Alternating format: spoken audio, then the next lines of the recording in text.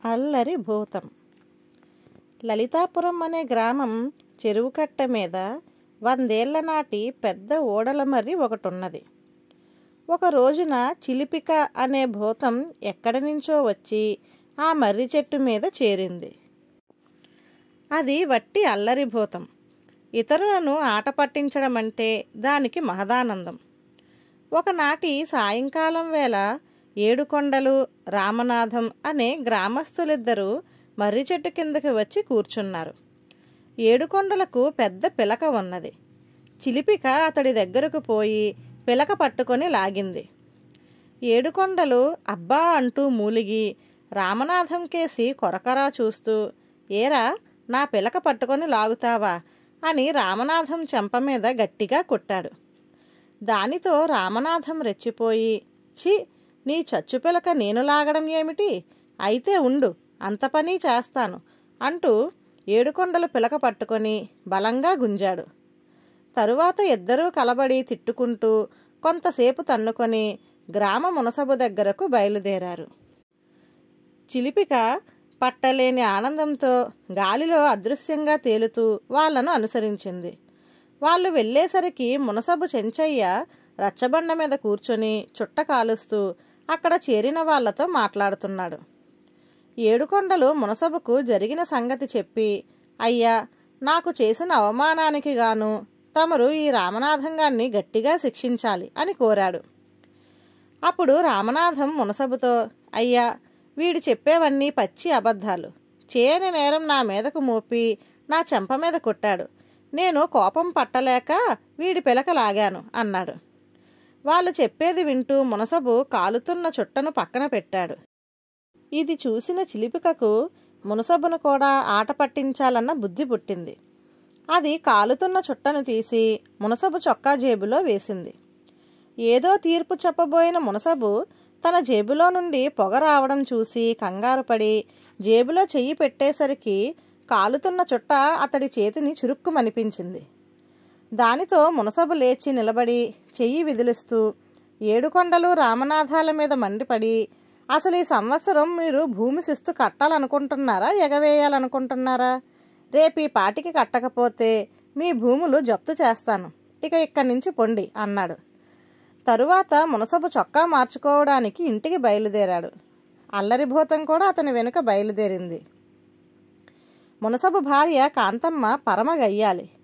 ఆవిడ భర్త చొక్కా జేబు ఖాళీ ఉండడం చూసి, ఆ దిక్కుమాలిన చుట్టలు నువ్వును బంగారం లాంటి చొక్కా తగలబెట్టుకొచ్చావా అంటూ అరవసాగింది. చిలిపికకు ఆ భార్యాభర్తల మధ్య గొడవ మరింతగా పెంచి వినోదించాలనిపించింది. అది మునసబు చేతిలోని కర్రను ఎత్తి కాంతమ్మ వీపు మీద బలంగా కొట్టింది. తన ప్రయత్నం ఏమీ లేకుండా ఇలా జరిగినందుకు మునసబు విస్తుపోయాడు. దెబ్బ తింటూనే కాంతమ్మ శివమెత్తిన దానిలా కేకలు పెడుతూ, నా మీద చేయి చేసుకుంటావా?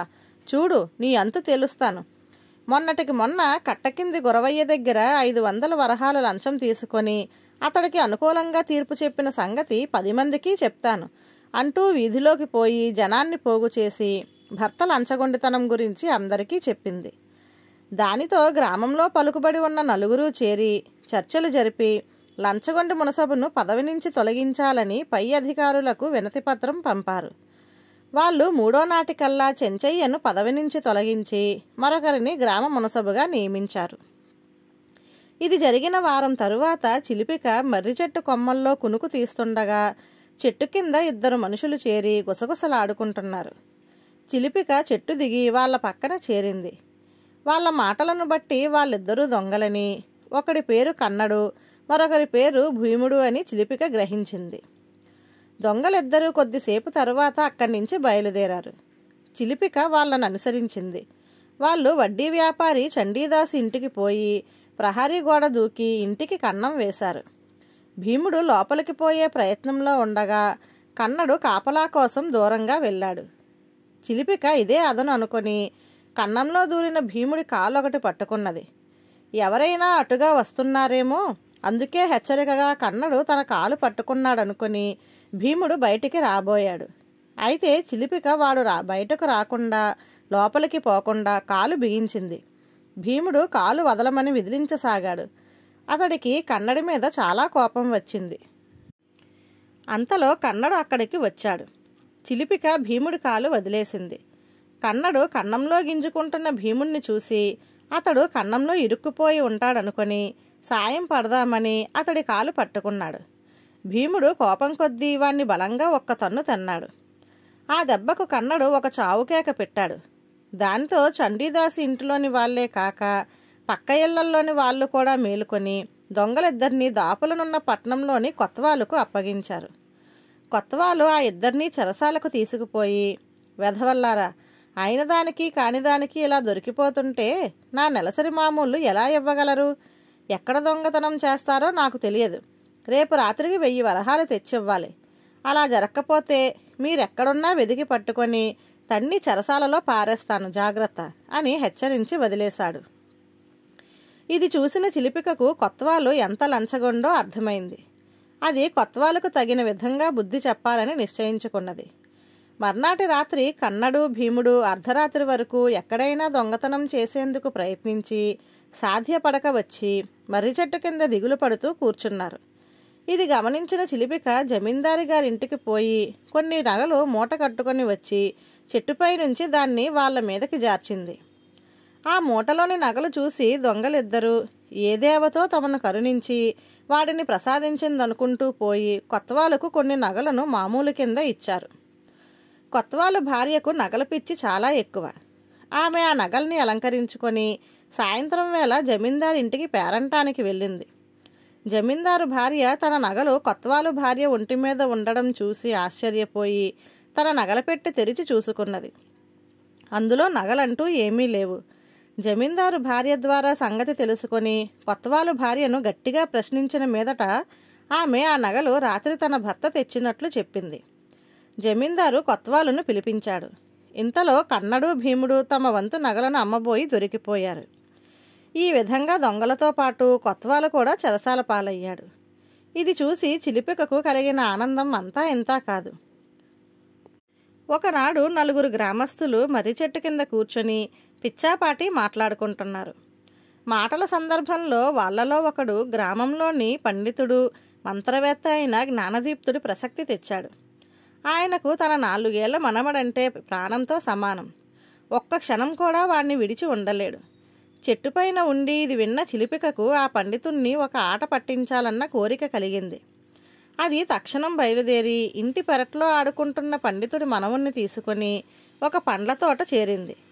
అక్కడ అది పిల్లవాడి ముందు కొన్ని జామ పండ్లు, మామిడి పండ్లు ఉంచి ఏం జరుగుతుందో చూద్దామని దాపులనున్న ఒక మామిడి చెట్టు పైకి పోయి కూర్చున్నది. కొంతసేపటికి జ్ఞానదీప్తుడు మనముణ్ణి వెతుకుతూ 4 గ్రామస్తులతో అక్కడికి వచ్చి పండు తింటూ కూర్చుని ఉన్న మనుమన్ని చూసి చాలా ఆశ్చర్యపోయాడు.